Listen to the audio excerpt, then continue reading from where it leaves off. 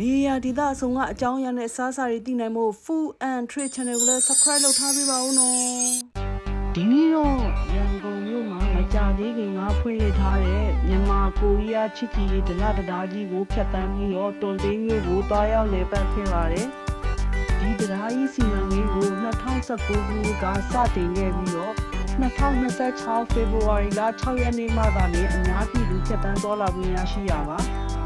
တရားတိဆောက်ချိန်မှာခန့်မှန်းခြေအားဖြင့်9နှစ်ခန့်ကြာမြင့်ပြီးတော့အရှည်မှာ1800မီတာကျော်ရှည်ရပါတယ်။တရားပေါ်မှာလေးလမ်းသွားကားလမ်းပါရှိပါတယ်။အခုသွားခဲ့ရတော့မနက်ပိုင်းကားမပိတ်တဲ့အချိန်ဖြစ်တဲ့အတွက်တရားပေါ်ကိုဖျက်ဆီးချိန်က3မိနစ်ခန့်သာကြာပါတယ်။တရားဤစတင်ဖွင့်လှစ်ခါစားကကားများကိုအခမဲ့ဖြတ်သန်းခွင့်ပြုခဲ့ပြီးယခုအခါမှာတော့အိမ်စီးကအသေးသေးကိုတရားသုံးခုက900ပေးရပါတယ်။တရားကြီးပေးပြီးလို့လမ်းဆောင်ရောက်ပြီဆိုတာနဲ့တဲ့တဲ့သွားရင်10အိမ်တန်းကန်းကြီးဘယ်ဘက်ကိုသွားရင်ဒလားဘက်ဖြစ်ပြီးတော့ညာဘက်ကိုသွားရင်တုံသေးဘက်ဖြစ်ပါတယ်။အခုတော့တုံသေးကိုသွားခဲ့ပါတယ်။တုံသေးသွားတဲ့လမ်းကတော်တော်လေးကောင်းမွန်ပါတယ်။တွန်တေးရွှေစံတော်ဘုရားကိုရောက်ဖို့45မိနစ်မောင်းရပါတယ်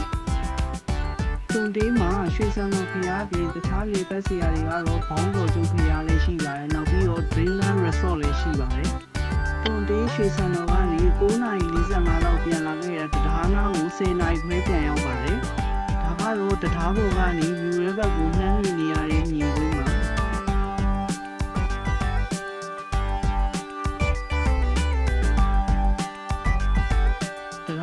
ကားလမ်းကတော့ဖြူးနေရတယ်။သူတရာဆိုတော့ကြည့်လို့ရတယ်တော်တော်လေးလှပါတယ်။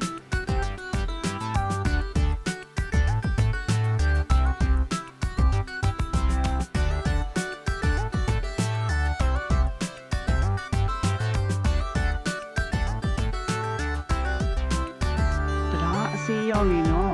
ဒီလမ်းဘက်ကိုသွားမလားကမ်းနားလမ်းဘက်ကိုသွားမလားလမ်းခွဲနှစ်ခုရှိပါတယ်။ခုတော့ကမ်းနားလမ်းဘက်ကိုဆင်းနေပါတယ်။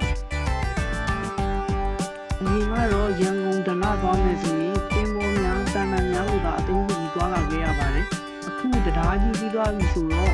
တွန်တေးရန်ကုန်ဒလအလွယ်တကူသွားလာလို့ရပါပြီ။အခုဆိုရင်တရားပေါ်ကနေဖြတ်ပြီးတော့ YBS တွေလည်းပြေးဆွဲပြီးဖြစ်တဲ့အတွက်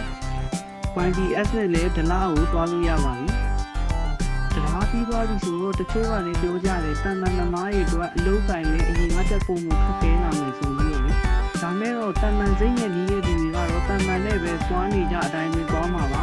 တရားနဲ့ဆိုတော့လေတရားနဲ့ကိုသူ့လမ်းနဲ့သူတော့နီးလက်ရောက်ကိုသွားကြမှာပါလေဒီကတော့လမ်းပန်းဆက်သွယ်ရေးအစီအစီသွားပြီးဖြစ်တဲ့အတွက်ကျမ်းမာရေးအရေးကိုကိစ္စရှိတော့တရားပေါ်ကနေအမြန်ဖြတ်လာလို့ရတာပေါ့အဆုံးထိကြည့်ပေးလို့အားလုံးကိုကျေးဇူးတင်ပါတယ်နောက် vlog များမှာလည်းပြန်လည်ဆုံတွေ့ကြပါမယ်